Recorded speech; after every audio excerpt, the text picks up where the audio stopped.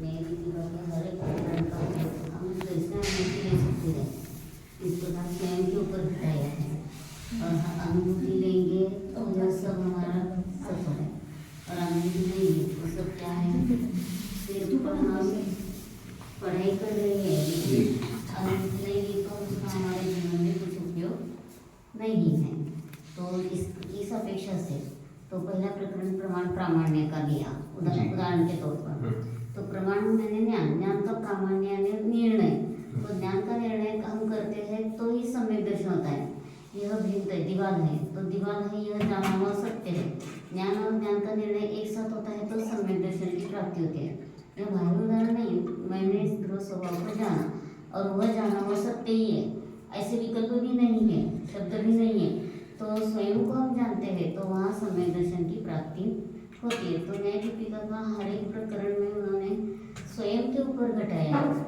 आज जयपुर सोनगढ़ सब जगह पढ़ाई चल रही है शास्त्रीय कोर्स में न्याय दीपिका की, लेकिन उसमें मैं इस पद्धति से नहीं घटाते हैं। तो इस पद्धति से हम सीखते हैं तो हमारे जीवन में उसका सच्चा लाभ है। रीड बिटवीन द लाइन्स, केवल लाइन पढ़ना नहीं है, तो उस लाइन का हमारे जीवन में क्या लाभ है यह हम समझते हैं तो हमें अतीन्द्रिय आनंद की प्राप्ति होती है। और कैसा है कि जो हम पढ़ रहे हैं उसका हमारे जीवन में क्या लाभ है, तो स्वयं को जानना। तो जानना है नहीं, मैं शुद्ध हूँ बुद्ध हूँ, ये शब्द भी ध्यान नहीं है। तो जो अंतरंग में सेंसेशन है, जैसे अब स्त्री है पुरुष है ऐसा हम बोलते नहीं तो भी हमें सेंसेशन होता है। उसी प्रकार मैं ज्ञानमय स्वभावी आत्मा हूँ, इस प्रकार हम स्वयं को जानते हैं तो हमें अभी भी शांति और आगे भी शांति। तो इस पद्धति से न्याय दीपिका पढ़ना है, हर एक ग्रंथ न्याय दीपिका ही नहीं। और समय सर की 17-18 नंबर की गाथा में भी क्या किया है उन्होंने, जाणीव सद्ध और तत्पर सूत्र में समय दर्शन ज्ञान चारित्र मोक्ष मार्ग है। दर्शन को पहला स्थान दिया, ज्ञान को दूसरा और चारित्र को तीसरा। लेकिन समय सार में क्या किया है, जाणीव सद्धति ज्ञान दर्शन चारित्र क्रम बदल दिया। क्यों ऐसा किया, तो ज्ञान में प्रमाण प्रामाण्य की व्यवस्था है, निर्णय करने की क्षमता ज्ञान में है। और सिर्फ हम दर्शन ज्ञान चारित्र का क्रम लेते हैं तो आगम भाषा हुई, और आध्यात्म भाषा में ज्ञान दर्शन चारित्र ऐसा क्रम लिया तो हम सम्यक दर्शन को प्राप्त होते हैं। और जो हम स्वयं को जानते हैं, ध्यान करते हैं, ध्यान के बारे में भी गलत विचारधारा चल रही है। ध्यान ऐसा नहीं होता है, जंगल में भी जाना है। तो क्या दिया है समाधि शतक में, वह ग्राम में हो वहाँ अरण्य में हो, वह स्वयं को जानता है तो ध्यान होता है। और अरण्य में जो बैठा है जंगल में तो भी स्वयं को नहीं जानते तो ध्यान होता नहीं। सुदर्शन श्रेष्ठी कहाँ गए मोक्ष को, बाजार में ही उन्होंने क्या किया है, साधना की और चले गए। तो अरण्य हो जंगल हो तो ही हमारी साधना होती है, और यहाँ गांव में नहीं होती है, ऐसा नहीं है। तो जो पंच संग्रह होमर सारखे कूट रचना की है, तो उस कूट रचना में श्रावक झग मार रहा है और उसमें चिंटियाँ भी मर रही है तो भी उसको नहीं गिना, क्योंकि उसके भाव क्या है कि उसके भाव मारने के नहीं है, इसलिए वहाँ मर रही है तो भी उसका पाप बंधन के लिए गिना नहीं है।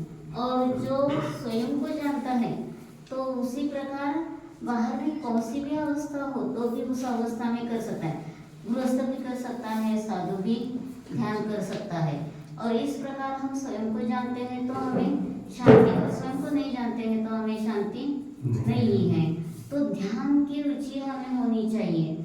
हर समय क्या कर रहे हैं, हम बोलते हैं चर्चा करते हैं, लेकिन क्या किया है नियम सार में, द्रव्य गुण पर्याय की सूक्ष्माति सूक्ष्म चर्चा करता है, लेकिन उसका हमारे जीवन में स्वयं को जानने के लिए उपयोग नहीं करता है। तो वह अन्य वश है, परवश है, सम्यक दृष्टि नहीं है।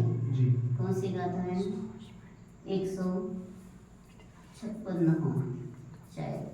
तो उसमें उन्होंने इस प्रकार क्या किया है कि द्रव्य गुण पर्याय की सूक्ष्माति सूक्ष्म चर्चा होने पर भी स्वयं को नहीं जानता है तो वह सब अन्य वश है, मिथ्या दृष्टि है, सम्यक दर्शन को प्राप्त नहीं होता है। तो हम स्वयं को जानते हैं, आत्मानुभूति लेते हैं तो ये हमें शांति है। तो आत्मानुभूति ऐसे ज़्यादा देर बैठते हैं तो होती है, ऐसा भी नहीं है। तो खादनपि न खादन, चलनपि न चलन, स्थिरीकृत आत्मतत्वस्तु पश्यनपि न पश्यन। तो चलता हो भी नहीं चलता है, चलते समय भी स्वयं को जानता है, खाते हुए भी नहीं खाता है, क्योंकि प्रतिक्षिप्त क्रिया से चबाने का कार्य चल रहा है। लेकिन यह मैं चिदानंद आत्मा हूँ, अंतरंग में प्रतीति होती है। तो वह क्या कर रहा है, स्वयं को जान रहा है, खाने में उसका उपयोग नहीं है। तो खादनपि न खादन, चलनपि न चलन, स्थिरीकृत आत्मतत्वस्तु पश्यनपि न पश्यन। बाहर देख रहा है ऐसा दिखता है, लेकिन उसका लक्ष्य कुछ कहाँ है, स्वयं के ऊपर है। तो महाराज जहाँ रहते थे उस समय जो उनके कांटेक्ट में थे उन सबको ख्याल आता था कि अब ये सिर पर चल रहा है प्रतीक्षिप्त क्रिया से, लेकिन मैं अंतरंग में स्वयं को जान रही हूँ।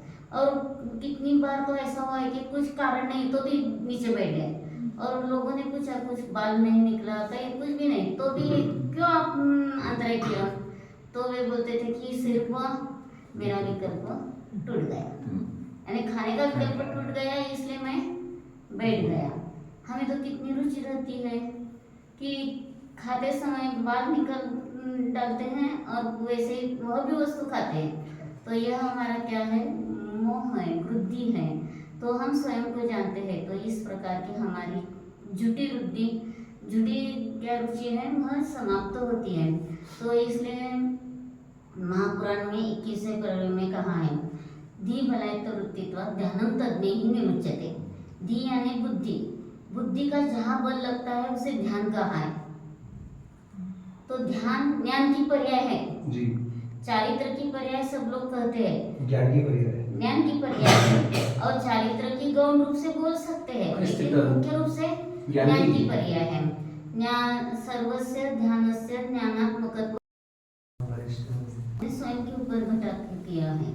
सिर्फ शब्द का रटन नहीं है कि शब्द का शब्दशार्थ नहीं है।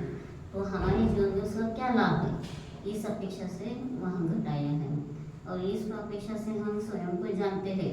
तो खाते समय खाने वाला नहीं, जानते चलते समय चलने वाला नहीं, जो भी शरीर की क्रिया है उस क्रिया में मैं तो एक कैसा हूँ, जानने वाला हूँ। और इस प्रकार स्वयं को जानते हैं तो हमें अभी भी शांति और आगे भी शांति। और स्वयं को नहीं जानते तो अभी भी दुख है, आगे भी दुख है। तो करना में समझ कर भी क्या लाभ है। चंदना को उस सेठानी ने बहुत तकलीफ दी, लेकिन चंदना क्या सोचती है, मैंने इसे पूर्व भाव में तकलीफ दी है, इसलिए मेरा ही उदय चल रहा है, उसका दोष नहीं मेरा दोष है। और वह प्रार्थना करती है महावीर मुनि अवस्था में आहार को निकले, कितने दिन उनको आहार की धारणा नहीं मिली, लेकिन उस दिन उस चंदना के निमित्त से मिल गई। तो संपूर्ण गांव लौट गया, राजा भी आ गया, कौन ही व्यक्ति विशेष। और उन्होंने देखा तो अपनी ये क्या है, क्या बोलते पत्नी की साली है। तो उसको बहुत दुख हो गया कि अपने गांव में इसको दासी जैसा काम करके किया, व्यवहार किया। और उसने उस सेठानी को बहुत शिक्षा देने की सोच रहा था, लेकिन वह बोलती है कि यहाँ मेरा शील अच्छा रह गया, क्योंकि अनेक लोगों ने उसको भगाया और शील हरण करने का प्रयत्न किया, लेकिन वह दृढ़ थी। और यहाँ मेरा शील अच्छा रह गया, सेठानी का कुछ दोष नहीं है, मेरा ही दोष है। कौन सा दोष है, पूर्व में उन्होंने सेठानी का उसका पूर्व में क्या है, ननंद भौज है, क्या बोलते हैं, हाँ, तो ऐसा संबंध था।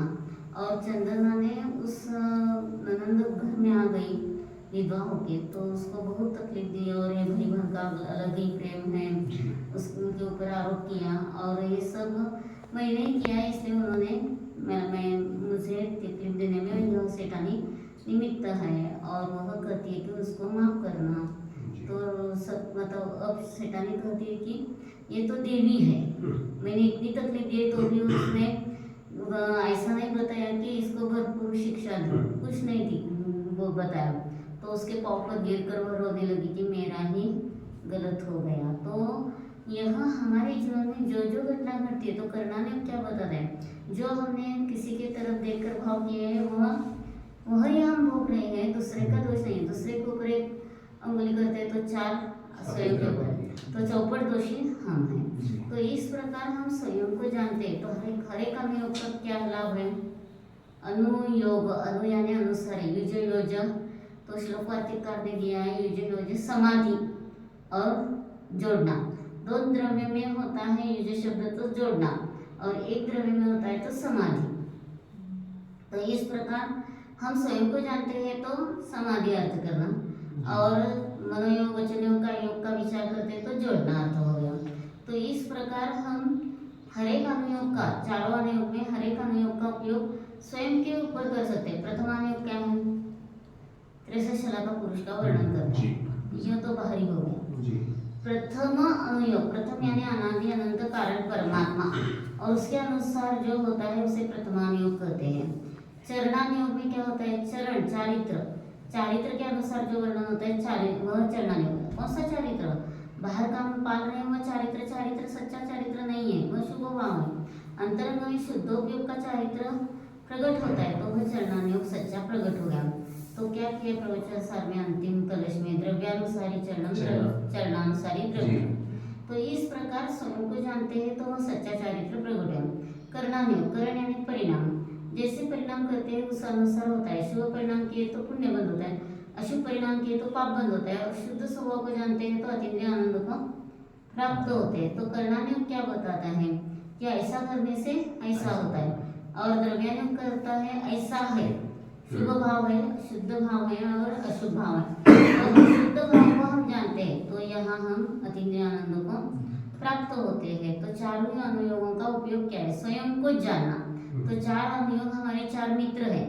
जैसे हम कहाँ चल रहे हैं और मित्र हमें क्या करते हैं? संकट में मदद करता है। उसी प्रकार बहुत कष्ट हो रहे हैं तो कौन सा अनुयोग मदद करता है?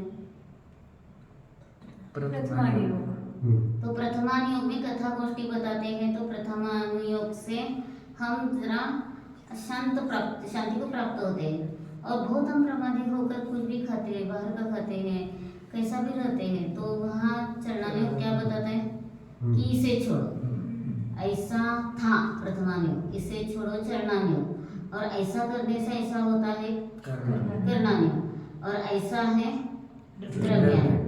तो जब हमारी प्रमादी युक्त चर्या होती है तो चरणानुयोग हमें मदद करता है, और ऐसा करने से ऐसा होता है यह जानते हैं तो यह गणितीय सूत्र से करणानुयोग का उपयोग होता है, और ऐसा है ऐसा जानते हैं तो वह द्रव्यानुरूप हो गया।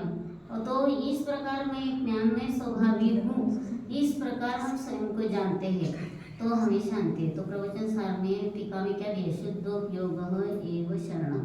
शुद्धोपयोग शरण है, तो शुद्धोपयोग के दो अर्थ होते हैं। जैसे समय सार जी की 181 गाथा में उन्होंने क्या किया है? शुद्ध बुद्ध, उपयोग शब्द से शुद्ध बुद्ध स्वभाविक परमात्मा बताया।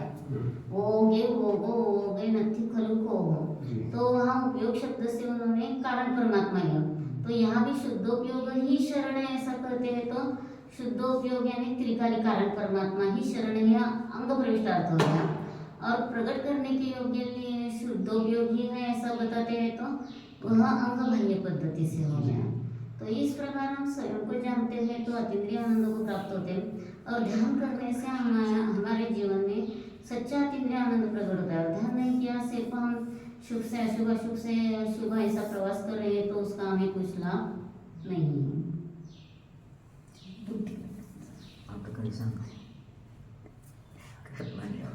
आपने परमात्मा निकाला, प्रथम थोड़ा और समझाइए उसको। तो कैसा है कि पंचस्तिकाय में उन्होंने टीका में कैसे दिया है? प्रथमतः तावत, यह शब्द निश्चय कारण परमात्मा की दृष्टि से उन्होंने बताया। और पश्चात एक टीका में ऐसा उन्होंने दिया है कि पश्चात यह शब्द व्यवहार का अपेक्षा से पर्याय का बताने वाला है, और प्रथम